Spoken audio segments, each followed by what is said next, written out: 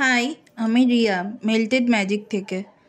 আজকে আবার একটা নতুন ভিডিও নিয়ে আসলাম।